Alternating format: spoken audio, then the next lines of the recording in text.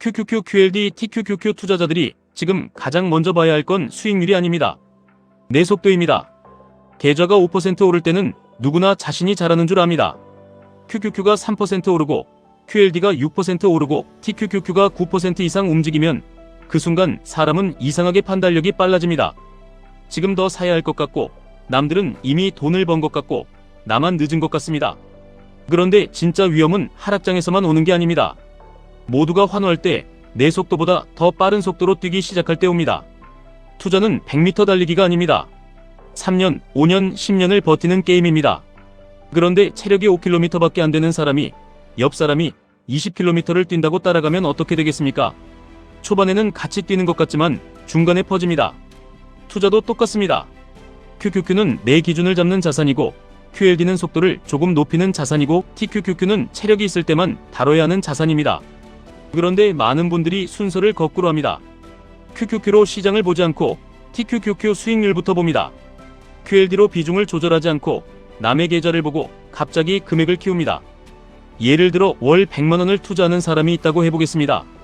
이 사람이 처음부터 TQQQ에 100만원을 전부 넣으면 상승장에서는 빨리 부자가 되는 것처럼 보입니다.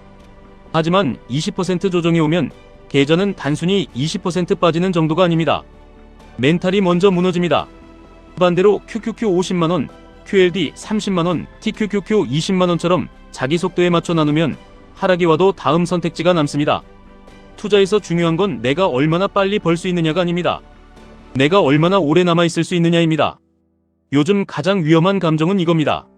그때 샀으면 됐는데, 그때 QLD 더 남았으면 됐는데, 그때 TQQQ 팔지 않았으면 됐는데.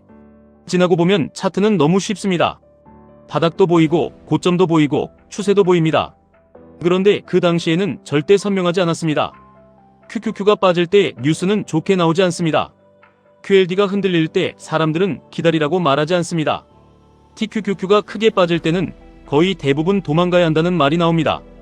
그래서 중요한 건 차트 암기가 아니라 미리 정한 규칙입니다. 예를 들어 내 규칙이 있다면 이렇게 갈 수 있습니다. QQQ가 21선 위에 있고 거래대금이 유지되면 기본 비중을 유지합니다. QQQ가 21선을 깨면 신규 매수 속도를 줄입니다. QQQ가 51선 근처까지 내려오고 실적과 금리의 큰 방향이 깨지지 않았다면 분할 매수를 준비합니다. QQQ가 10% 조정받으면 현금의 30%만 씁니다. 15% 조정받으면 남은 현금의 30%를 더 씁니다. 20% 이상 조정받고 공포가 커지면 그때 나머지 현금을 나눠서 씁니다. 이렇게 숫자가 있어야 흔들릴 때 손이 멈춥니다. 숫자가 없으면 감정이 전략이 됩니다. 현금도 전략입니다.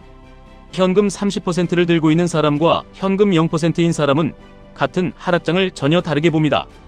현금이 없는 사람에게 하락장은 고문입니다. 현금이 있는 사람에게 하락장은 불편하지만 기회입니다. 계좌 3천만원인 사람이 전부 QLD, TQQQ에 들어가 있으면 마이너스 20%에서 600만원이 사라집니다. 그런데 현금 900만원을 들고 있고 투자금 2100만원만 들어가 있다면 같은 조정에서도 손실은 줄고 추가 매수 선택권은 남습니다. 이 차이가 1년 뒤, 3년 뒤, 5년 뒤에는 엄청난 차이를 만듭니다. 많은 분들이 수익률만 봅니다. 그런데 진짜 고수는 손익비를 봅니다. 내가 여기서 10% 손실을 감당할 수 있는데 위로 30% 가능성이 보인다면 손익비는 1대3입니다. 반대로 위로 10% 먹으려고 아래로 30% 열어두는 자리는 좋은 자리가 아닙니다. QLD, TQQQ는 특히 손익비가 더 중요합니다. 오를 때 빠르지만 틀렸을 때도 빠르기 때문입니다. 지금이라도 들어가야 하냐는 질문을 많이 하실 겁니다. 그런데 이 질문보다 먼저 해야 할 질문이 있습니다. 지금 내가 사려는 이유를 숫자로 말할 수 있느냐입니다. 그냥 남들이 돈 벌었다고 해서 사는 것인지, QQQ가 특정 기준을 지켰기 때문에 사는 것인지, QLD 비중이 내 전체 계좌의 40%를 넘지 않아서 사는 것인지, TQQQ 비중이 전체 계좌의 20% 아니라서 감당 가능한 것인지, 이걸 말할 수 있어야 합니다. 예를 들어 계좌 5천만원이라면 TQQQ가 1000만원을 넘는 순간부터는 이미 계좌 전체의 20%입니다. 여기서 더 사면 수익의 문제가 아니라 변동성의 문제가 됩니다. 계좌 1억이라면 TQQQ 2천만원이 20%입니다. 이 숫자를 넘어가면 수익률이 좋아도 밤에 잠이 달라집니다. 투자에서 잠은 굉장히 중요한 지표입니다. QQQ 5천만원을 들고도 잠을 잘 자는 사람이 있고 TQQQ 500만원만 들고도 새벽마다 시세를 보는 사람이 있습니다. 그럼 후자가 더 위험한 겁니다. 금액이 작아도 자기 속도를 넘었기 때문입니다. 또 하나, 남의 성공담을 내 전략으로 만들면 안 됩니다. 어떤 사람이 대출로 20억 자산을 만들었다고 해서 내가 똑같이 할 수 있는 게 아닙니다. 그 사람의 신용, 현금 흐름, 나이, 가족 상황, 버틸 수 있는 시간은 나와 다릅니다.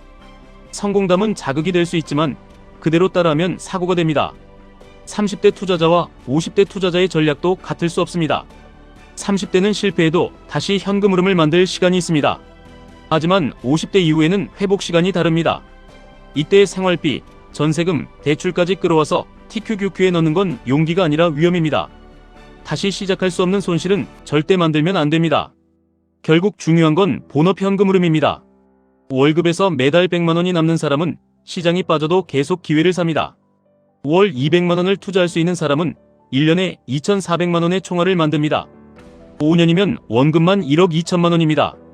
여기에 QQQ, QLD, TQQQ를 자기 속도에 맞게 섞으면 시장의 시간을 내 편으로 만들 수 있습니다. 반대로 현금 흐름 없이 한 번에 인생을 바꾸려고 하면 시장의 작은 흔들림에도 인생이 흔들립니다. 우리가 봐야 할 건 단순히 가격이 아닙니다.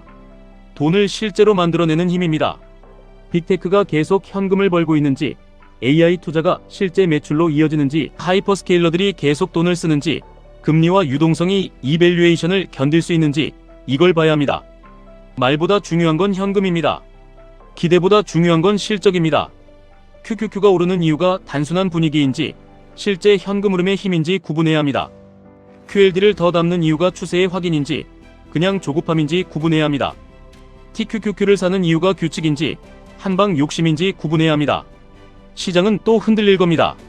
7년에서 10년 사이에는 큰 충격이 한 번씩 오고 1년에도 몇 번씩 작은 공포가 옵니다.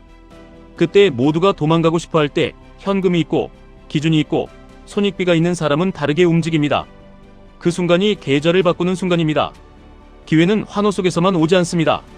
진짜 큰 기회는 불편한 얼굴로 옵니다. 뉴스가 무섭고 댓글이 흔들리고 계좌가 아프고 아무도 확신하지 못할 때 옵니다. 그래서 우리는 평소에 준비해야 합니다. 오늘 늦었다고 느끼는 분들, 늦은 게 아닙니다. 조급한 겁니다. 오늘 수익이 난 분들, 천재가 된 게 아닙니다. 시장이 도와준 겁니다. 오늘 손실이 난 분들, 끝난 게 아닙니다. 기준을 다시 세울 시간입니다. QQQ, QLD, TQQQ로 오래 가려면 매일 마치려고 하지 마십시오. 오래 살아남으십시오. 계좌를 지키고 현금을 남기고 손익비를 따지고 자기 속도를 지키십시오. 돈은 한 번의 급등으로 만들어지는 것 같지만 사실은 무너지지 않은 시간이 쌓여서 만들어집니다. QQQ, QLD, TQQQ의 진짜 승부는 오늘 몇 퍼센트 먹었느냐가 아니라 3년 뒤에도 내가 이 시장에 남아있느냐입니다. 기쁠 때 겸손하고 무서울 때 준비하십시오. 남의 계좌가 아니라 내 속도를 보십시오. 그 사람이 번 돈이 내 돈을 벌어주는 게 아닙니다. 내 기준만이 내 계좌를 지켜줍니다. 지금까지 1분 투자 하이젠버그였습니다.